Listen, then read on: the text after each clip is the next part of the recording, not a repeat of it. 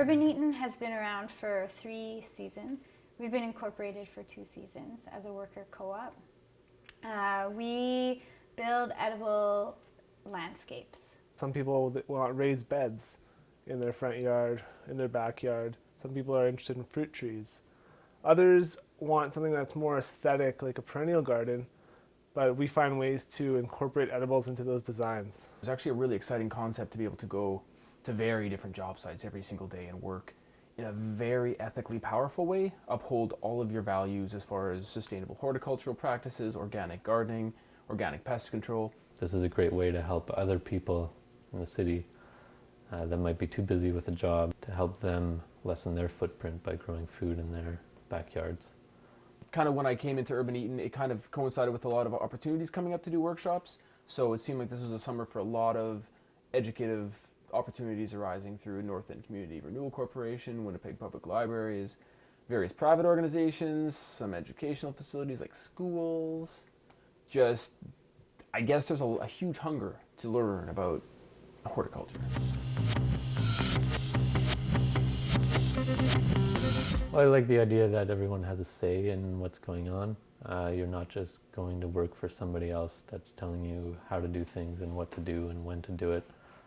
Overall, I think it's a more efficient way to work too, so I think that's the really great part for me, is working as a team, you become more than the sum of your parts.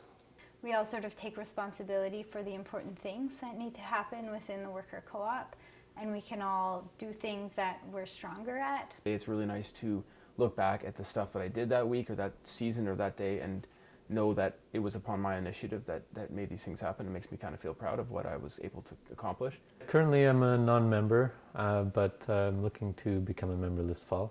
Shares are $300. I think it's definitely worth it to become a part of a growing cooperative.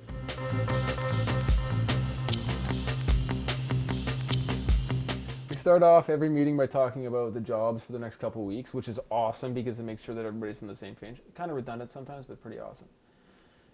Then we set an agenda of the stuff that's really pressing that we need to address, as well as some kind of sort of fantastic brainstorming potentials where we can just talk about marketing strategies, what we're going to do with ourselves during the winter, maybe what we can do to strengthen the co-op. We get paid for meetings now, which is something we decided on at the beginning of the season, and also whoever is taking minutes gets paid to take the minutes, and that's a really nice thing because taking minutes sucks and rewriting them sucks. So it's nice to have an incentive. At this point right now, making decisions is pretty easy. We just sort of address it at meetings. For really difficult decisions where we're kind of half and half split, and we're even half and half split on the pros and cons and not really knowing at all what to do, then we take a vote.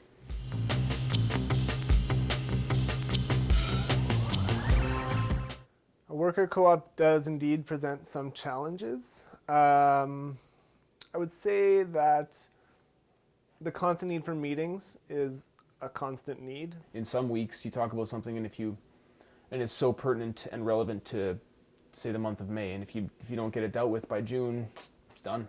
You can't really deal with it until next May again.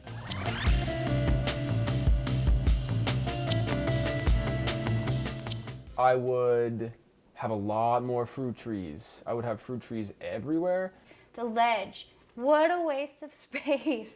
From what I've heard, it used to be a beautiful veggie garden, and now I'd put a big orchard there. Probably put orchards all over the place. We could make a decision to say, we want Winnipeg to grow all its own garlic, within 5 years, and that's something we could probably do. So setting concrete goals and getting together with civic power would have to be the two main things to turn Winnipeg into a real production city. It seems to be that a lot of economic troubles arise from over-centralization and highly sensitive systems, whereas if we have a more decentralized, autonomous network, it's more resilient and crises in one area are less likely to spread to another. So that could be a possible good outcome of more co-ops worldwide. I feel like it gives you the opportunity to do what you want, and on a happiness scale, more people should be involved with worker co-ops because it allows you to build something that you want to see and not what your boss wants to see. Clap, clap, clap.